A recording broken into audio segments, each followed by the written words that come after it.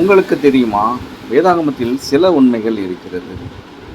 அதை கேட்டவுடன் நம்முடைய வாழ்க்கையே கேள்விக்குறியாகிவிடும். ரகசியம் 1. நீங்கள் தேவனை தேடுகிறீர்களா அல்லது தேவனுடைய ஆசீர்வாதத்தை மட்டும் தேடுகிறீர்களா? வேதாகம ஆதாரம் மத்தேயு 6ஆம் அதிகாரம் 33வது வசனம். பலர் தேவனை வேண்டவில்லை, அவருடைய ஆசீர்வாதத்தை தான் வேண்டுகிறார்கள். தேவன் ஒரு வழி அல்ல, அவர்தான் இலக்கு. ரகசியம் 2. நீங்கள் தேவனை நேசிக்கிறீர்களா அல்லது தேவன் தரும் விஷயங்களை நேசிக்கிறீர்களா? வேதாகம ஆதாரம் யோபு 1ஆம் அதிகாரம் 21வது வசனம். எல்லாம் இருந்தபோது யோபு தேவனை நேசித்தார் அல்ல, எல்லாம் போன பிறகும் நேசித்தார். உண்மையான அன்பு ஆசீர்வாதம் இல்லாத போதும் நிலைத்திருக்க வேண்டும்.